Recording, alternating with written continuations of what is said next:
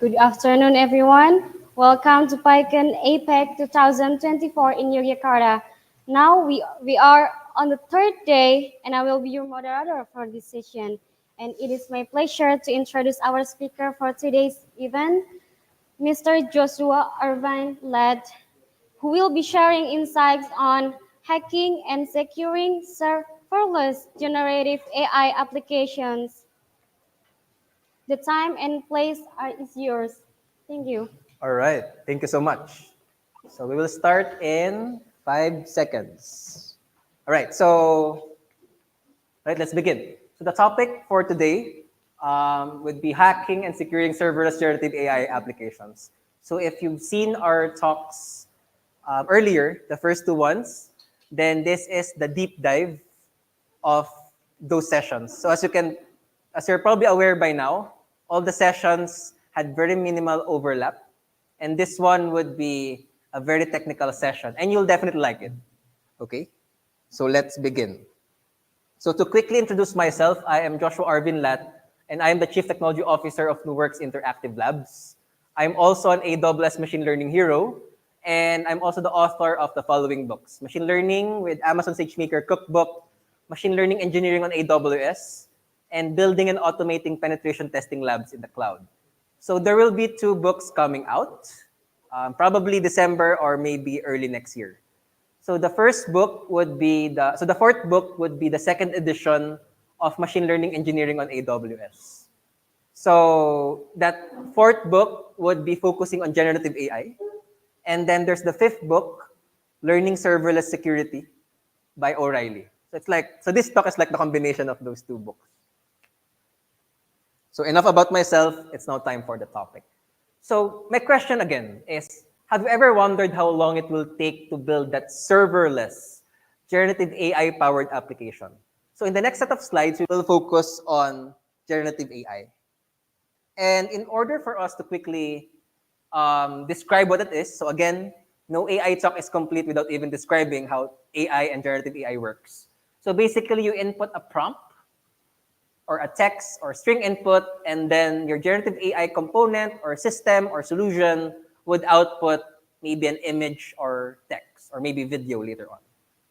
In this example, you type in some additional text, and then your generative AI would either do something or answer a question. So again, generative AI solutions allow you to generate new data, okay? And you may be able to instruct it, and malicious users, unfortunately, would take advantage of the limitations or maybe the vulnerabilities in your system.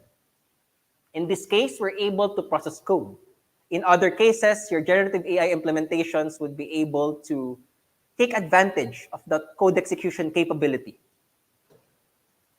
So in this session, we will primarily focus on this high-level architecture, where you have an HTTP request, which is passed to the API gateway, and then that request, the event, would be passed to the serverless function, and then when the serverless function is invoked, it calls the machine learning service or component. Then it returns all the output back to the client or the front-end component. So what's retrieval augmented generation? Given that this talk would, of course, involve different types of attacks, it's important for us to be aware that most likely your generative AI system would also have this in place. So how does retrieval augmented generation work? It works basically as your large language model would be accompanied by, in layman's terms, a search engine. So instead of the request being passed to the large language model directly, there's relevant data in some sort of database. And that database, at least in most of these architectures, it's a vector database. It acts like a search engine. So the request passes through that search engine first, and then the results would then be passed as context, as part of the context, which is passed to the large language model. So now, this is more or less the updated architecture, and most of your implementations would probably have RAG in place if you want something which involves relevant data. And again, using various tools and solutions, it's possible to make this fully serverless. So while you guys might think of, let's say, SageMaker as a machine learning service, which has the inference endpoint type where it's um, on 24/7, it's possible in SageMaker to have something fully serverless. How you do that? You basically use your own scripts and your own models. So in this case, it's possible to use the serverless inference endpoint implementation in SageMaker to deploy two models at the same time.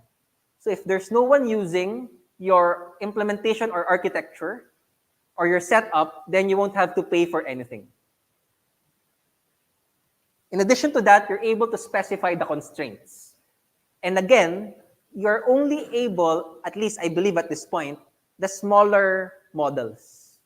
The large language models, it's best to use something like Bedrock, which is a serverless service primarily made for generative AI use cases. But once you have to use the non-generative AI models, then you might be able to utilize something like this one. So again, I've tried deploying a large language model in a serverless and inference endpoint. However, I encountered a limit. However, I was able to utilize this to accompany that LLM setup.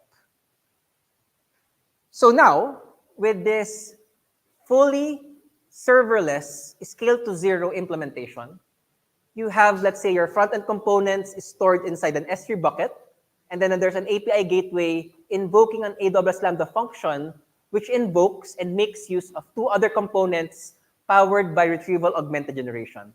And most of the attacks and defenses in the next set of slides would make use of this architecture. So now, what if you have an implementation where you're able to run an SQL query and then somebody adds something malicious there? So run an SQL query that deletes all records in the database. So this is shared in our presentation earlier. And in this session, we will showcase other attacks similar to this one and other attacks which are not similar to this one. So if you saw the architecture earlier, you will see that all the other components there, they're all in danger. So now, diving deeper into the possible attacks in the generative AI space, again, this is just the top 10. And it's important for all of us to be aware that any of these attacks can also be used in sequence or in chains. In addition to that, you have to make sure that you review the implementation because the attacks can easily be customized by the attacker. So earlier in the second session, we talked about content filtering. So basically, it's possible for you to protect your generative AI application by having an additional component between the Lambda function and the generative AI components. So if this is the first time you've heard about AWS Lambda, it's basically a service where you can run Python scripts or other languages. So you can add your custom code there. So if there's malicious traffic which passes through the API gateway and is used to invoke a Lambda function, then the malicious traffic would pass to this content filtering component. So if this content filtering component makes use of regex, regular expression, to check if there are malicious contents in the string, then it's probably going to work. However, as mentioned in the second session earlier, what if the content is converted into another language? Then regex will not work. If the attack is converted to base 64, then it will also pass through that content filtering component. So there are various workarounds for this, and always take into account that these attackers are serious. They will not just try the basic attacks. They probably would study all the advanced attacks even if you don't know it. So there are two ways to do it. You either use an existing security mechanism service or a service which provides all those guardrails and or implement it yourself. My recommendation is for you to implement both or have both. So how can you upgrade that setup? There is something called an LLM firewall. So with an LLM firewall, in addition to the generative AI components here, you have an additional component which could either be LLM powered or not. Here, you're able to check whether you can trust the inputs or not. So even if the attack has been converted into its base64 counterpart, or maybe it's translated to another language, the LLM firewall should be able to detect it. And that LLM firewall has different access permissions compared to what's in the generative AI component group. So for example, if you're able to instruct the generative AI components to maybe access the internet or maybe access a database or do something that it's supposed to do, the LM firewall would block that. If it trusts the request, then yes, it would be able to pass it there. However, the trick here is, what if the LLM firewall takes 5 seconds to respond? So you have to discuss that with the stakeholders ahead of time. A lot of engineers would probably say, oh, we can build this generative AI-powered application in maybe 2 weeks. However, once it's deployed into production, it needs to be secured already. So you need to plan for security from day 0. We can do even better. An LLM firewall is definitely not enough. And you can combine this with this solution. So this has been presented in the previous 2 talks, but how this works basically is you have 2 large language models deployed as separate components. So whenever you're trying to build your own generative AI application, you might end up having a single model deployed or using a single service because it's the simplest. One option here is to divide the implementation into 2. An implementation where you can trust the inputs and an implementation where you don't trust the inputs. So the implementation where you can trust the inputs is placed here in the privileged LLM components. Here, maybe you can access the internet. Here, maybe you can run the Python scripts. Or maybe here, you can run the agents. If you need something cheaper, if you need to reject all access to the internet, then that's the time you pass it to the quarantined LLM. So here, the orchestration layer is customized based on how you want to implement this architecture. And in addition to this, it's also possible to have multiple models based on how you want to implement it. But again, a word of warning, this will definitely add a few seconds in terms of response time, because if this is a large language model, if this takes 3 seconds, if that takes 4 seconds, this takes 10 seconds, it's also possible for the request to be back and forth, especially if you want to process multiple requests at the same time. And if the output of one large language model is also passed to the second language model. So it's about making use of multiple models at the same time as a chain. And there are also something called guardrails. So while some of the security features may be overlapping, some of the serverless generative AI services like Bedrock and its counterparts in the other cloud providers have the concept of guardrails. It's not just attacks. It's also if your system is able to detect unethical questions and answers. It's possible, for example, have your generative AI produce something which could be racist, which something would take advantage of a disadvantaged group. So you also need to make sure that everything has been planned ahead of time, because you will need all of this. Again, this is not just to protect it from doing something it shouldn't do. It's also preventing your generative AI solution from saying something it shouldn't say. Because once it says something or returns something which is not supposed to be shared to a general public, then you should be able to prevent that from reaching it in the first place. So in addition to the security mechanisms explained earlier, you should make use of existing guardrails. And this more or less serves like, oh, there are rules, you can enable this rule, and you can configure this rule so that you're able to improve the implementation over a period of time. So what's the tricky part when dealing with security implementations? The tricky part here is that you have to version your implementation. You have to version the data. You have to version the event implementation. You have to keep track of a lot of things. So despite this being a very simple architecture, there's a lot of things to do, like model monitoring, like making sure that every component has some sort of monitoring implemented on it, or there's some way for us to trace the event. So security would come hand in hand with monitoring, and there's the appropriate cost to that as well. So now that we have talked about the generative AI strategies, let's now dive a bit deeper into serverless. So what is serverless, or what is not serverless? Serverless is not functions as a service. So a lot of you would say, oh, AWS Lambda, or Azure functions, or Google Cloud functions. You would say that, oh, that's serverless. That's under the umbrella of serverless. Okay? So whenever you read blog posts in the internet, you would probably just trust it. However, a lot of those would probably just copy paste from other resources, and I would recommend that you look for the serverless experts in LinkedIn, for example. A lot of them would know the rules, like serverless being having the properties of event-driven architectures and so on. So what's happening here in serverless is that initially you have this shared responsibility model. Different cloud providers implement this differently. But what I can tell you right now is what you're responsible for suddenly decreases when you're using serverless architectures.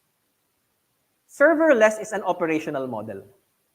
And here, at least here, you don't have to worry much about the deployment, and you don't have to worry about how the servers are implemented. So you can think of this as your job 20 years ago, where you have to worry about patching the servers, and then you have to worry about whether your servers will be up at night.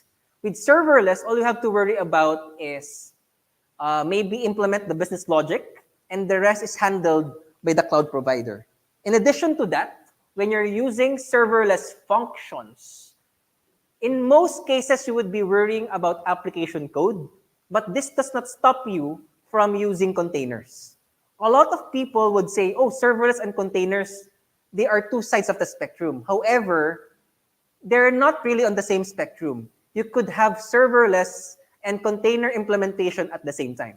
For example, in AWS Lambda, there's something called container-backed images, where your containers, let's say your Docker container images, where you have your pre-installed packages there, you can have all your custom libraries there installed, and your application code would make use of the container environment. So depending on the maturity level of your serverless function service, you should be able to utilize container images and functions. So what if there's a vulnerable library installed in the container? So what if there's a backdoor? Then, no matter how secure your application code is, if you didn't check the security of the containers, then somebody would be able to find a way to get inside and pass through all the security mechanisms. So why is containers critical to this AI space? Because the default serverless function implementation generally allows you to deploy only a few or really small packages. But with container-backed Lambda functions or serverless functions in this sense, you have more freedom and more power. So you are able to run AI models inside container-backed serverless functions, even the small ones. So what if the library is there, there's a backdoor there, or it has been prepared by a malicious actor? In addition to this, the serverless functions are invoked from resources. So in this case, it's invoked from an API gateway. And then you may be able to use a serverless database, and in some cases, maybe not a serverless database. So again, serverless is an operational model, and in a serverless architecture, you might end up using maybe 80% serverless resources and some resources which are not really serverless. And there are also concepts where there's an event producer, and you just worry about how many times your serverless functions would be invoked. So what if you tried to secure your API gateway, and what if the attack happens on the file upload part? So if the file name of the file uploaded to S3 has something malicious there, it's possible to pass through all the defense mechanisms and invoke the Lambda function or the serverless function. So whenever you're trying to secure serverless architecture, it's critical you assume that all attacks can come from everywhere. There are also serverless workflow services. So for example, in AWS, there's something called step functions. So here, you're able to utilize multiple serverless resources, and you're able to pass the data from one resource to another. So here, this allows you to have more observability with your implementations. However, it's important for you to take note that adding this would, of course, could add up on cost, and at least it would allow you to divide the task into various members. So for example, you have engineers focusing on the serverless functions, and you have the more senior engineers or managers looking at the user interface. But when you're dealing with serverless generative AI-powered solutions,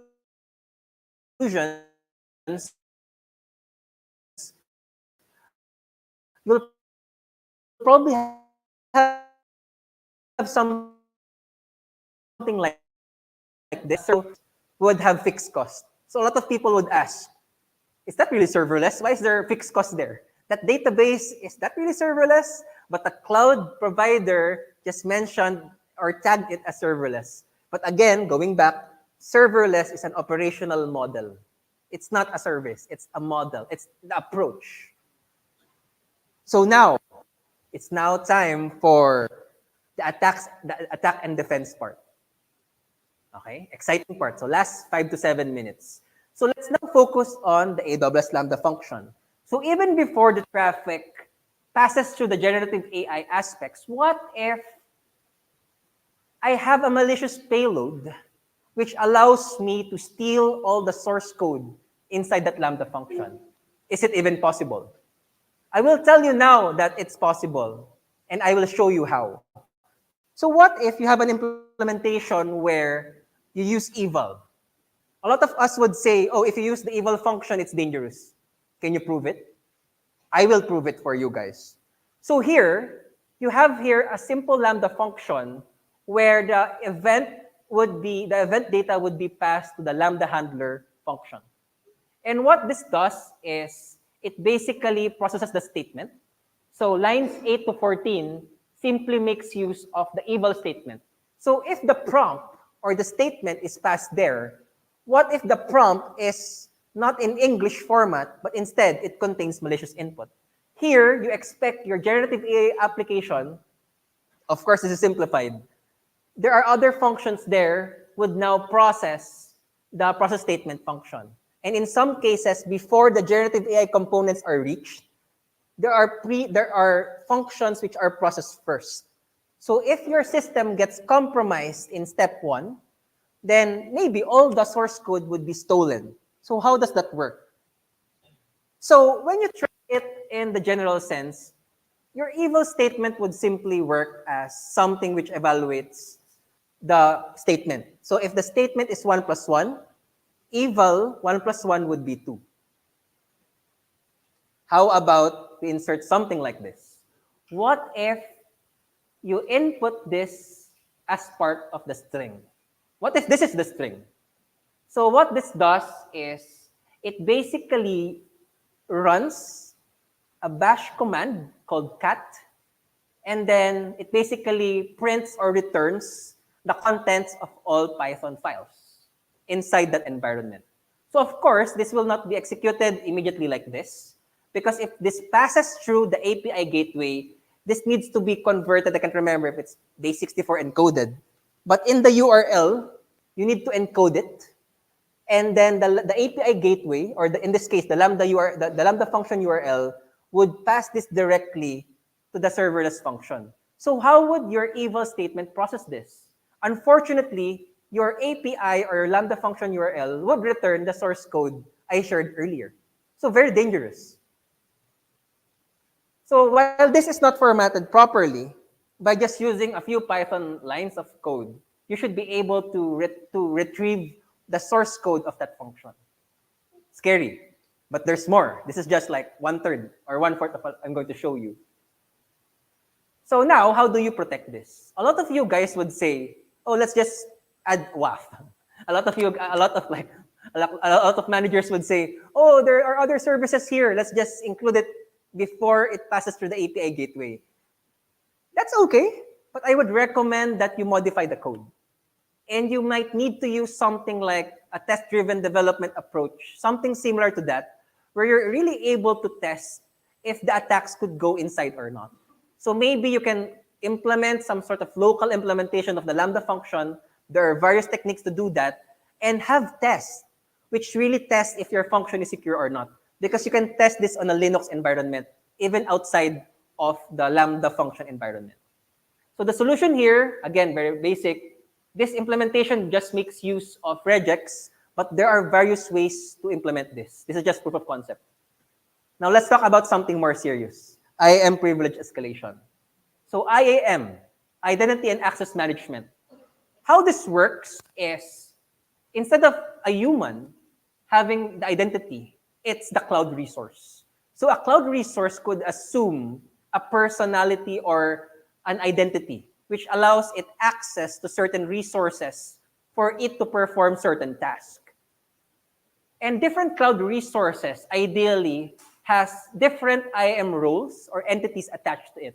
However, if you're in a rush, you would probably have a single IAM role with admin permissions attached to all resources because the deadline is tomorrow. Or you're not able to get something to work, well, let's just use admin, then let's replace it later. What happens there is you'll probably forget that you have overly permissive permissions attached to the IAM role. So why is this dangerous? Because your serverless function resources have these IAM roles attached to it. And with this, if there's either a malicious dependency in the prerequisites, or if there is a configuration file containing a malicious payload, it's possible to take advantage of the IAM role attached to the serverless function resource. So in this case, a similar payload, similar to the one I shared before, can be used to take advantage of the misconfigured IAM role and do something what they call the IAM privilege escalation. IAM privilege escalation basically happens when your user or your entity has very limited permissions, and then from a level 1 user, it becomes an admin user, where you're able to take over the entire AWS account or cloud account. So, and I will show you in a bit. So this is the attack for that scenario. So in the example earlier, no changes, this is what is passed to the Lambda function URL. So this is something like an API gateway, and then this is passed to the function. So what will happen is this is the response from the backend. And it will return all the environment configuration. So I have, of course, removed the sensitive stuff there. Even if you take a picture, you'll not be able to hack my account. So in addition to that, after extracting all those sensitive information, you, of course, need to code a bit and to make it a bit more organized. So here, you're able to extract the access key, the secret access key, and the session token. And you can easily use that to create new resources, which could now be used for privilege escalation. So there are different ways to do that. And the easiest way is to create an IAM user with admin permissions, and then you specify a username and a password. That's basically how easy it is to do privilege escalation. Storage bucket security. So when dealing with retrieval augmented generation, your data is probably stored somewhere, whether in the database, but in some cases, the raw data or the semi-processed data is stored in an S3 bucket. If you're using a vector database, the data is probably stored first in the S3 bucket, and then the data is copied or processed and transferred to the vector database. So you need to protect that as well. So what if this data component is compromised? What if by default it's public? So what if the developers accidentally removes all this configuration?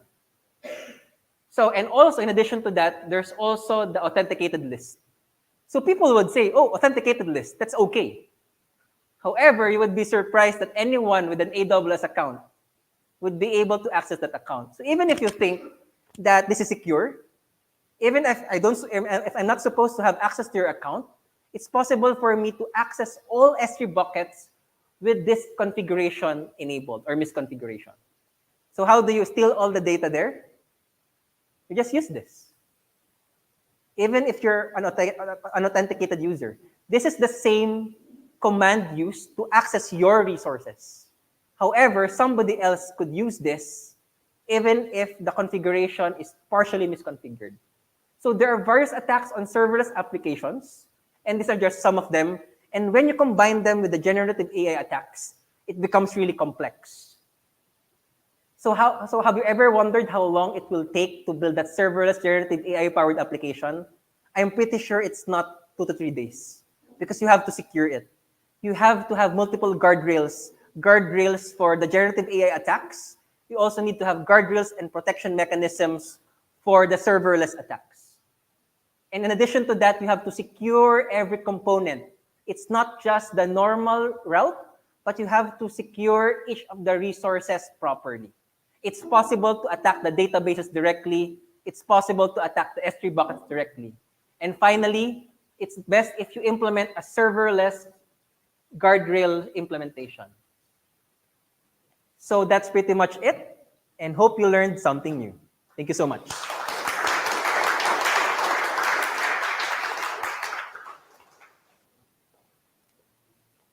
Any questions? Or is there time for questions? Okay. Okay. So if there are no questions, or maybe there are questions, given that it's time, I'll stay for like 15 to 30 minutes if there are questions after, so that there's no impact on that, on the sessions after. So thank you so much, guys, and again, hope you learned something new.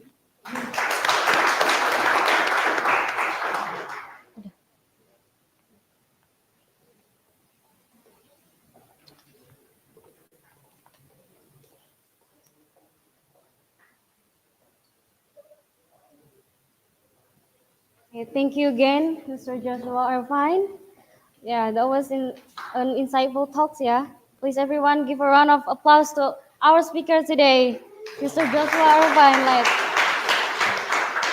And we hope you find it insightful, and we encourage you to continue exploring Python in your projects.